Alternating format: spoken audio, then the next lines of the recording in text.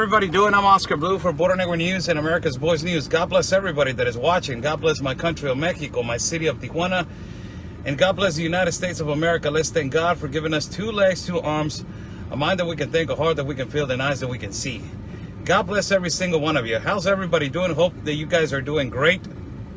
Today, we are going to have another great interview with the Republican candidate, Irene Armendáriz Jackson from District 16 of El Paso, Texas. We are going to have a good interview with her due to the fact that Veronica Escobar, the congressional leader, Democratic leader from the El Paso, Texas, has made quite statements on regarding the wall, on regarding the building of the wall, on regarding what is happening and what is going on in El Paso, the enormous irregularities and the enormous influx of migrants that is occurring over there in El Paso, Texas, the enormous child trafficking, the enormous human smuggling. Juarez right now, that is the city that is connected to El Paso. It is number 2 for killings of women in Latin America. And it is number 2 for violence and delinquents in the world. So it is just plain ignorance to stop something that it can actually detain something. And, you know, actually the irregularities of the border have gone down. I was listening right now to a caucus. If you go to Veronica Escobar's right now page, there's a caucus where there is Alexandria Ocasio talking about the separation of families. Wow, man. These people are, I don't know if they're negligent or if they are trying to just play dumb. Really. I don't know if they are ignorant or they're just don't want to listen to it. And I understand that there was separation of families in the administration of Trump. Yes, they were. We're not going to lie about that. But there were a lot of fake families and a lot of fake marriages, which it really happened. And it is a registered historic number that happened in the administration of Trump. And a lot of people are saying, yeah, it happened in the administration of Trump. Yeah, but why are you not saying why it happened? And the reason why they're not saying it is because they want to push again their narrative of asylum seeking and refugee seeking. Because they're not talking about the globalist compact of immigration and the globalist agenda from the United Nations. They're not talking about that. They're only talking about the separation of families. Yes, there were separation of families in the administration of Trump. In every administration, there has been separation of families. Don't tell me the 90,000 children that they were lost in 2014, you're not talking about it in the administration of Barack Obama. You're not talking about the cages that they were made in the administration of Barack Obama. It's just, you know, what is the problem right here is that there's no advancing or moving forward to fixing a problem. That is the problem. That is the problem right here. If they were separation of families in Reagan, in Bush, Reagan, Clinton, Bush Jr., Obama, and now Trump. If they were separation of families and those presidents, don't you think that the solution is moving forward and trying to find a solution? I will tell you something. The solution is not bringing everybody to the other side of the border. It is not happening. To all that caucus people that they're speaking right now, Guatemala has said no to caravans. No to caravans. Mexico has said no to caravans. There's no caravans happening anymore. The Mexican government with the Guatemalan government are trying to dismantle these caravans because there's a lot of child trafficking.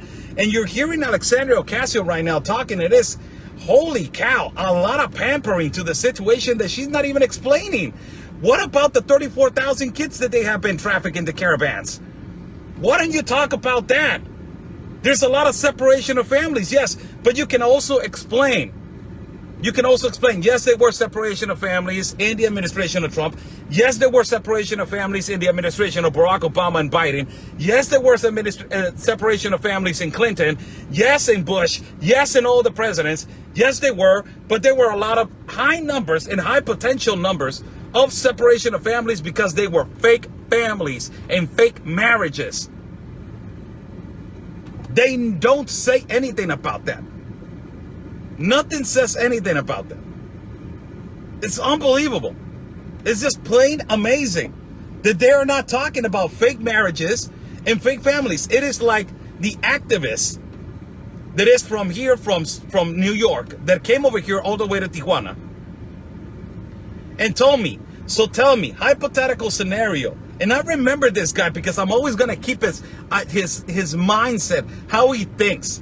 He tells me, so tell me, if you were running away from fear, from violence and delinquency, somebody trying to kill you, and the only way for you to get into a place that it was safe is to forge a marriage or to fake a family, you will not do it?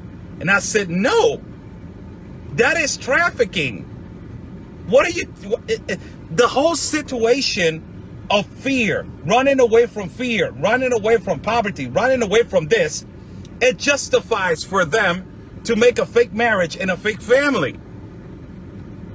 It's just priorities. Our country of Mexico, they're not thinking about it. This Alexandria Ocasios, this Veronica Escobars, they're not even thinking about it. They don't think about our country of Mexico, how it's suffering with all of this. They don't know that in Mexico, we got more cities of violence and delinquency than Central America. Of course, the population control is going to be, the population number is way bigger than Guatemala, is way bigger than El Salvador, is way bigger than, that Honduras, is way bigger than the gross domestic product in Mexico is way bigger than all those countries. I understand that. I understand. But you got all these people that they're saying that the majority of these people that they're migrating are families and women. It is a lie. It is a complete lie. The majority of the people that they're migrating in these floods of influx, it is men. I think that it's time for you guys to fight fire with fire.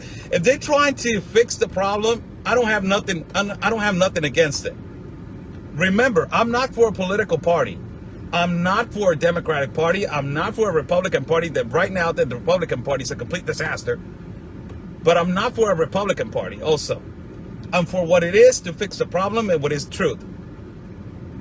Why are these Democratic people fighting right now still with what happened in the administration of Trump? Why they were not fighting with Barack Obama was separating humongous families, and the person that deported more Mexicans in history, it is Barack Obama. The president that is more racist to Mexicans, it is Barack Obama. Why nobody's talking about that?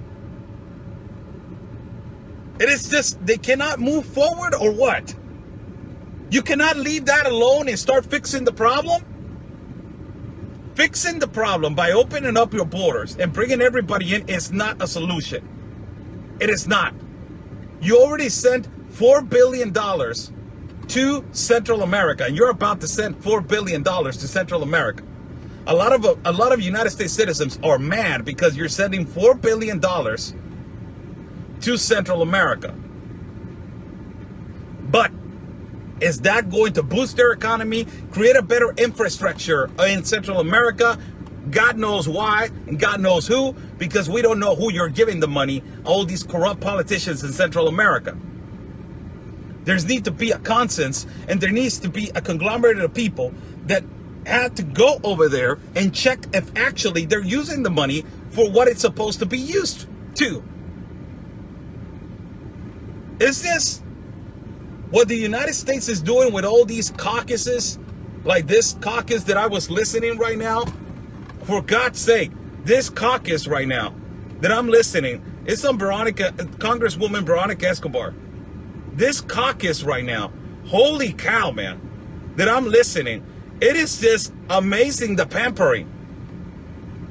It's just unbelievable, the pampering, and oh my God, the situation right now. And, you know, oh my God. I asked a couple of questions right here. You know, I asked a couple of questions in this live feed. I said, why don't you talk about the 34,000 kids that they have been trafficked? Why don't you talk about the fake families and the fake marriages that they have been happening by activists, liberal activists from the left over here in our country? Why don't you say anything about that? Why don't you try to fix that problem so all these nonprofit organizations, they won't be over here doing that? I think that it's time. I think that it's time. So why was Rashida Tlaib in Mexico? I don't even know what she was doing over here. That is an explanation that you need to give me, because that is your congresswoman from Michigan. So I need to ask you, what is she doing over here? She's from over there, from your country. I think that it's time that we go to our Mexican authorities. I think that it's time. And I believe that we have the power to do so. And we're going to start saying to the Mexican authorities and to the political parties, right now, the new governmental run is going to start. Elections are going to start in our city, in our state also. So what I will do is expose all these topics so they will know what is happening over here to all these politicians. I need to go to these reunions and meetings where they are having, you know, congressional, or where they're having meetings, or where they're having press conferences, and ask them, please, can you stop these nonprofit organizations that they're coming over here and they're doing all these trafficking of children? Can you please confront all these people by the United States of America, like Alexandria Ocasio and all these people, that they are damaging not only their country, but our border? What the hell's going on? This is happening in our country of Mexico. It's not even happening in their country. It's happening in our country of Mexico. Why is nothing? Why is no? There's a lot of corruption in our country.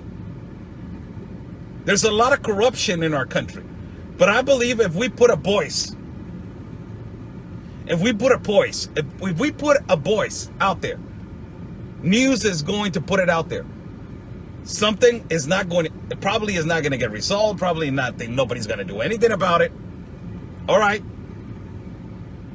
But if nobody does anything about it and it does not get resolved, somebody already heard that we got a problem. Somebody already heard that we got a problem. And the problem is that these congressional people from the United States, they don't give a rat's ass about us. They don't give nothing. They don't care about Mexico. They don't care about it. And they're going to justify, like, do you know how many people migrate, your people, Mexican people, they migrate for violence? And I know a lot of them. A lot of them. But all these caravans are not starting in Mexico. I will tell you that. All these caravans are starting in Central America. And they're being organized in Central America, not in our country. It's time to fight fire with fire, man. Is this too much? I'm listening to this. I'm doing a jog as I'm jogging. And I'm jogging and I'm listening to this stuff. And I just stopped in the middle of a park. I just stopped and I was like, what the hell am I listening to, man? Is it, what the, are these people for real, man? Are these people for real? It's just amazing how they follow their narrative, and everybody's like, oh yes, we need to, oh my God, yes, you are so right, oh my God. It's just bad. It needs to be controlled. And somebody needs to say something. How's everybody doing? God bless everybody that is watching. Today at 4 o'clock West Coast time, we are going to have a really special guest on our platform. That is Irene Armendáriz Jackson. She was, and she is still, a candidate from the Republican Party of El Paso, 16 congressional candidate in El Paso, Texas. We're going to have her today on our show, on our platform, to talk about everything that is going on in her city, the stop of the wall, the construction of the wall, the enormous child trafficking, the enormous human smuggling. How can she change the perspective of El Pasoans in her city? How can she provide, as a woman, to other women in El Paso that, patriotic atmosphere to be a better human being and a better citizen in her community? And all of this. Don't miss it. At 4 o'clock in the afternoon, we're going to have that interview.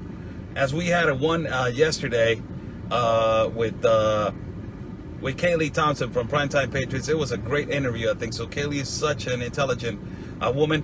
Today, we're going to have another intelligent woman again in our platform. So 4 o'clock West Coast time. Don't miss it. Irene Armendáriz Jackson from the Republican Party of El Paso in our platform to talk about everything that is going on in her city that is connected to Ciudad Juárez, Mexico. God bless you all. Follow my partner, Real Anthony Agüero, Orbeez, Telegram, YouTube, and Facebook. Also, you can follow me as Oscar El Blue right here at Facebook and at YouTube. My YouTube channel is Oscar El Blue. God bless you all. Telegram. Also, I got a Telegram. If you guys want to join that, Telegram, go ahead and join my channel on Telegram. God bless you all. God bless you all. Stay safe. And like we always say, peace and love, everybody, because always your country's first. God bless.